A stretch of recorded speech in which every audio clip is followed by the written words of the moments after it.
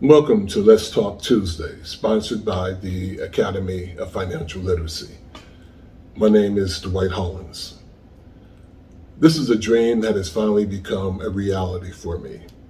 Having a platform to help people understand how money works.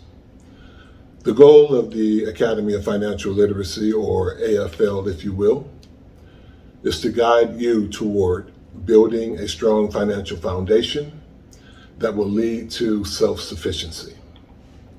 Through this platform, we will attempt to close the financial education gap when it comes to learning how to manage your money. You see, I believe when everyone is financially literate, the playing field can be leveled, giving everyone the chance to enjoy a higher quality of life. So our goal is simple. What we want to do is share with you the 7 money milestones formula, which will become your roadmap to financial security and independence. We will also like to share with you how to qualify for and purchase a home. We also want to help you use life insurance strategically and research the best investment options, build and restore credit, and a lot more. In addition, we will provide you with timely blogs and articles that you can use to supplement the information that you may gain from this experience with us. And I got to tell you, I'm very excited. I hope you are too. Let's Talk Tuesday. Today, we're going to talk a little bit about why people are stashing money in low interest savings and checking accounts. Now, what comes to mind are 3 reasons.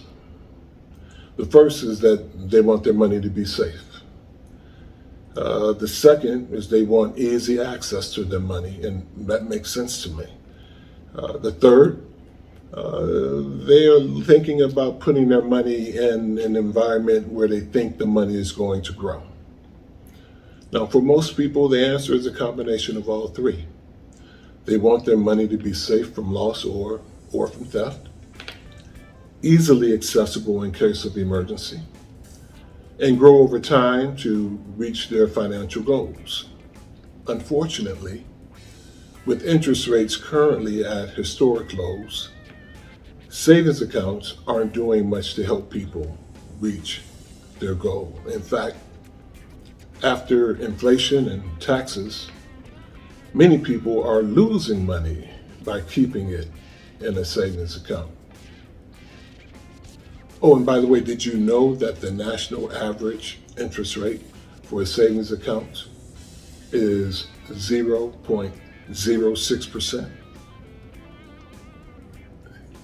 I'm going to say that again.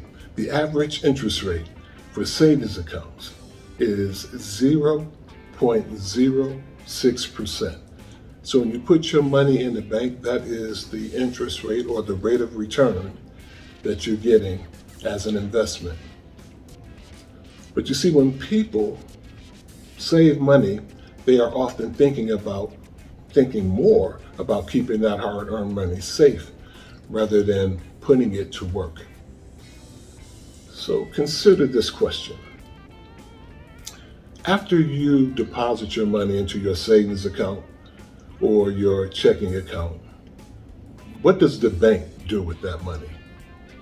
Well, while your money is earning 0.06%, the bank uses your money to earn a return of 4 to 6%. What a deal for the bank. What about you? Getting the highest interest rate possible can make all the difference in the world, right? So when you don't know how money works, you can be taken advantage of time and time again. Now, I'm not knocking banks, right? I mean, banks are doing what they do. They're in the business to make money. They want to take money, put it in an investment vehicle where it's going to generate more cash revenue for themselves. There ain't nothing wrong with that. But it's time for you to start thinking like a bank when it comes to your money. I would like some of you to share what options some of you are exploring to make your money work harder for you. You can share that information with us by reaching out to us at our social media addresses shown on your screen. I would like to know what you're doing. But getting back, hear me clearly. I'm not saying don't put your money in a checking account. Quite the contrary. A checking account is a safe place to keep your spending money. But I would advise you putting your extra cash into an investment vehicle that is going to give you a better return is probably what you need to be thinking about. With a checking account, your paychecks can go directly and be deposited right into your account. Your cash is safe, right? Your funds are easily accessible and you're able to pay all your bills and also have access to your money if you need it for spending for what you needed it for. But as a young boy, I remember my great-grandmother telling me, don't put all of your eggs in one basket. And that sort of applies perfectly to a checking account. The checking account is very good at what it does. It's only designed to do one thing. It serves as a place for your money to be there when you need to pay your bills, plus any allowances that you may have for yourself in terms of spending. So where should you put that extra cash that is sitting in your checking account? Great question. I have a strategy that I would like to share with you in a later broadcast that will show you how to protect your assets, grow your money at a higher interest rate, and never pay taxes on distributions you take for supplemental income. But for now, my advice is for you to find a financial professional that you trust to help you create an action plan going forward. But here are a few nuggets I will leave with you today. For money you want to save for future use or emergencies, put that cash in a high-yield savings account where it can earn a little bit more money in terms of interest than it would sitting in your checking account. Discuss with your financial professional which of the following products is the best instrument for you to grow your money. There's these things called certificates of deposit. Some people refer to them as CDs. They typically earn a little bit more in interest than a typical saving and or checking account. The stock market is there. I'm not one to have played the stock market, but you have to be very careful when you're playing the stock market because you need to know how to invest. I'm not well schooled or well versed in that. But at my age, I got to be real careful. I will not play the stock market that much because of my life stage right now. I need to make sure I have enough money for retirement. I can't take a big hit if the stock market goes belly up.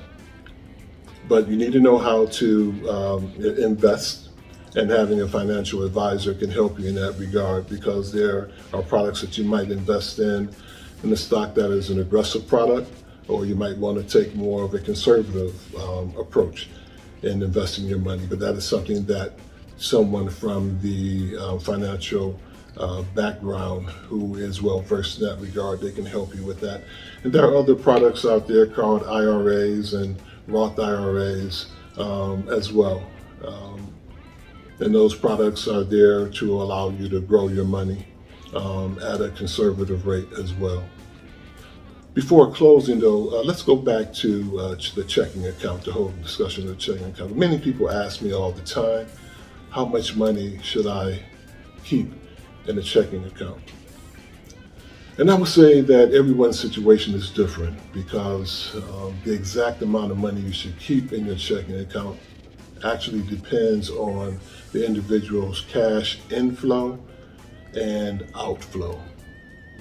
But as a rule of thumb, I would suggest that you keep no more than 2 months' living expenses in your checking account. So when we meet again on Let's Talk Tuesday, we're going to get down to where the rubber meets the road. I am going to introduce you to 3 money concepts you need to know. The first is the power of compound interest. The second would be the time value of money. And the third would be the rule of 72. And before leaving, I would like to leave you with a quote from Benjamin Franklin. An investment in knowledge pays the best interest. Again, I will reiterate, an investment in knowledge pays the best interest. Until next time, let's talk Tuesday.